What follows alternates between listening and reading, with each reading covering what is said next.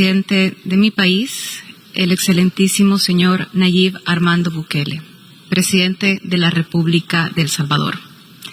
Pido a protocolo que acompañe a su excelencia.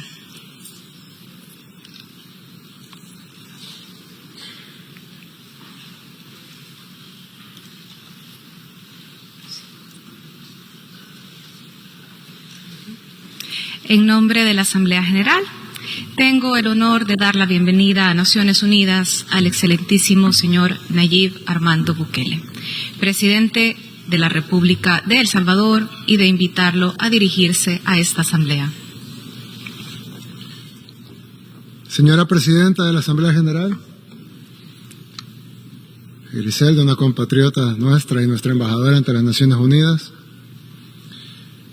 excelentísimos jefes de señores de Estado y de Gobierno, honorables miembros de las diferentes delegaciones, mi esposa Gabriela y mi hija Laila, señoras y señores, y principalmente a los hermanos de todas las naciones del mundo. Les traigo un saludo de la tierra de los volcanes, del surf, del café, del Bitcoin y de la libertad. Casi todo lo anterior es fácilmente verificable. Cualquiera que vaya a El Salvador encontrará las mejores playas para surfear del mundo.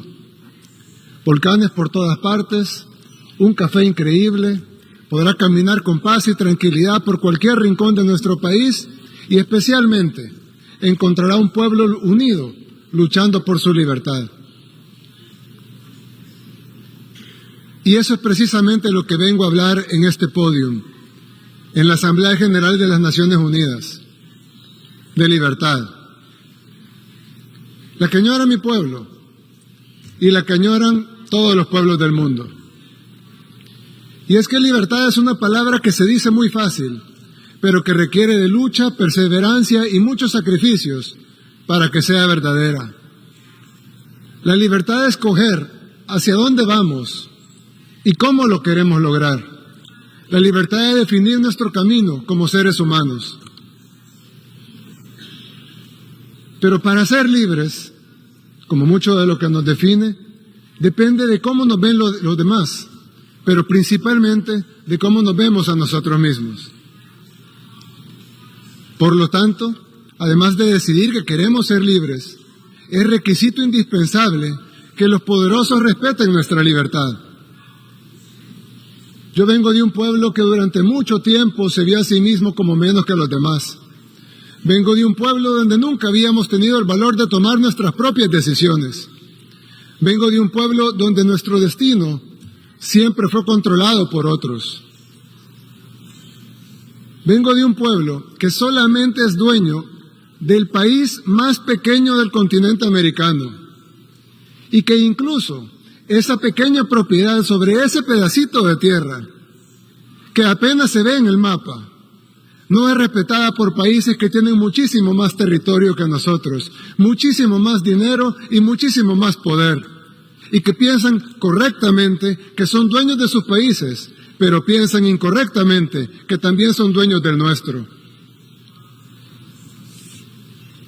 Y es que un grupo de países poderosos no solo tienen mucho más que todos los demás, sino que también creen que son los dueños de lo poco que tenemos los países que no somos poderosos. Es como si alguien viviera en una casita muy pequeña y humilde, pero que tuviera un vecino muy, muy rico, cuya casa es un hermoso, gigantesco palacio, con inmensas extensiones de tierra y tesoros inimaginables. Quien vive en la pequeña casita respeta y admira a su vecino. No le molesta que sea inmensamente más rico que él. Él está feliz en su pequeña casita, pero ha decidido mejorarla, pintarla, arreglarla y amueblarla mejor. Con esfuerzo, claro, pero está seguro que valdrá la pena. Todo bien hasta ahí. Hasta que el vecino rico decide que su vecino pobre no tiene el derecho de arreglar su casa. No tiene el derecho de comprar otros muebles o pintar las paredes. El vecino rico ha decidido que no solo es dueño de su palacio, sino que también puede ir a dar órdenes a la pequeña casa de su vecino pobre. Y la orden es que todo tiene que seguir mal, como estaba antes. Los arreglos no están autorizados. El vecino pobre no tendría por qué adversar a su vecino rico. No tiene por qué envidiarlo o aspirar a tener lo que el vecino rico tiene.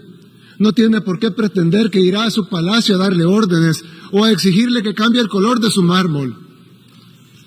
Pero el vecino pobre sí debe tener al menos el derecho de limpiar su casa, pintar sus paredes, cambiar sus muebles, sembrar flores en su jardín y cambiar su techo por uno que no tenga goteras y que lo proteja de la lluvia. Eso no puede molestar al vecino rico.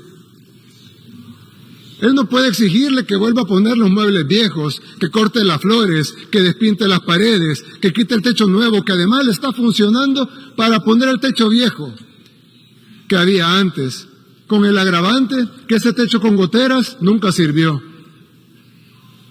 El vecino rico no tiene ninguna autoridad para exigirle a su vecino pobre que regrese al pasado, porque no tendría por qué pretender mandar en casa ajena.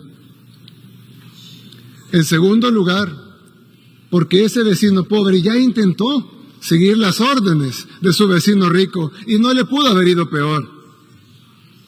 Y en tercer lugar, porque lo que está haciendo está funcionando por primera vez. ¿Por qué debería su vecino obligarlo a regresar a como estaba antes? ¿Con qué objetivo? ¿Para lograr qué? ¿Acaso no debería estar feliz que su vecino pobre esté un poco mejor que antes?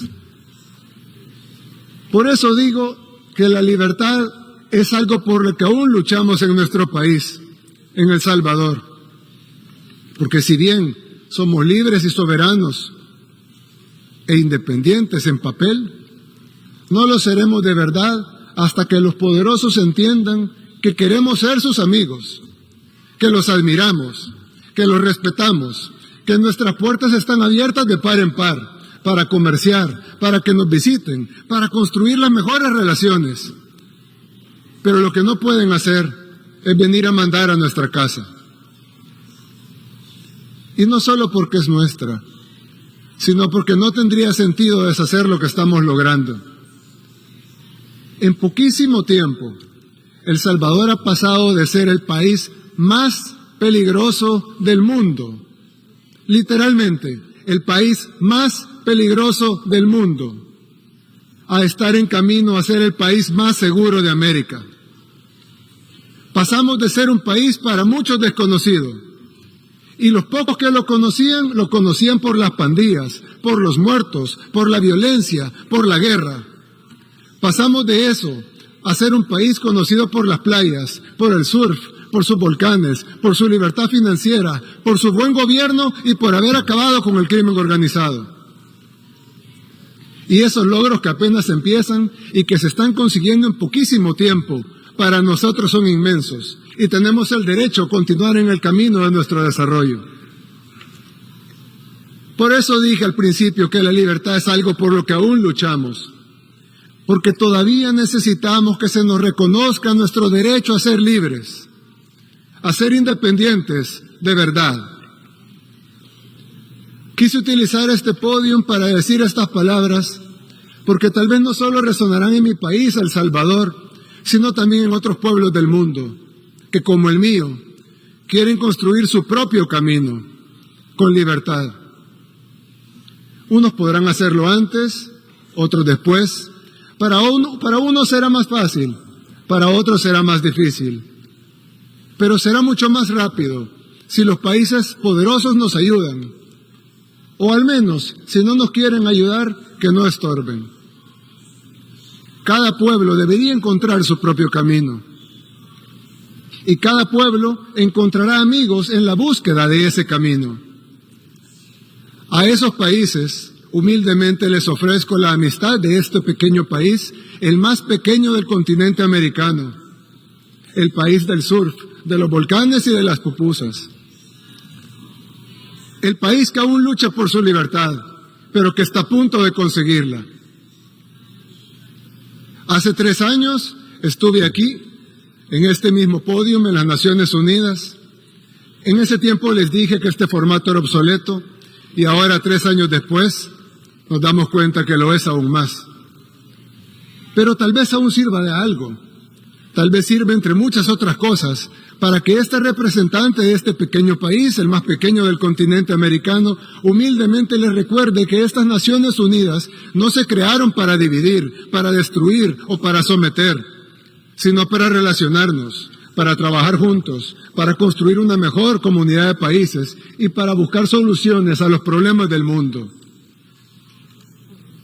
Pero con el respeto absoluto a la soberanía y a la autodeterminación de cada país y de la manera que dice la misma Carta de las Naciones Unidas en el primer principio de cómo sería esta organización.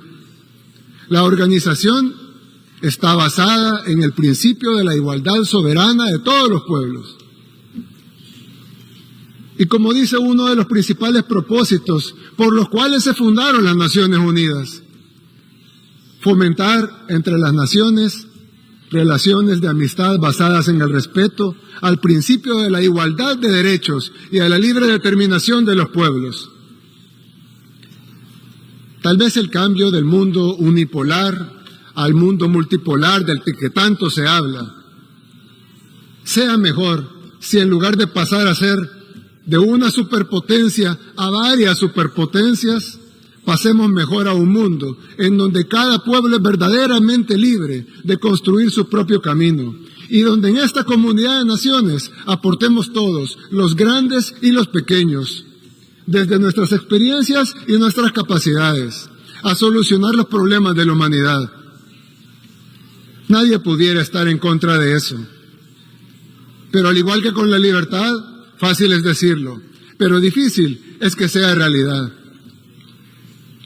Vine hasta acá a pararme en este podio en un formato en el que ya no creo, para decir algo que lo más probable es que de todas maneras no cambie la forma de que los países poderosos ven a los demás, pero tal vez sí cambie la forma en que los países en vías de desarrollo nos vemos a nosotros mismos. Si después de estas cortas palabras se ha logrado algo de eso, o al menos que un puñado de individuos que se verán a sí mismos con respeto y que sepan que son capaces de construir su propio camino, entonces valió la pena venir hasta acá, a hablar en este formato obsoleto. ¿Y quién quita? Tal vez con el tiempo, tal vez surgen otras naciones, surgen otros pueblos que también decidan luchar por su libertad.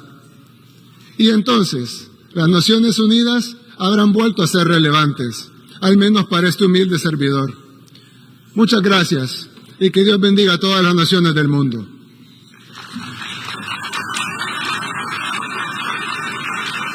En nombre de la Asamblea, deseo agradecer al presidente de la República de El Salvador la declaración que acaba de formular y pido a protocolo que acompañe a su excelencia.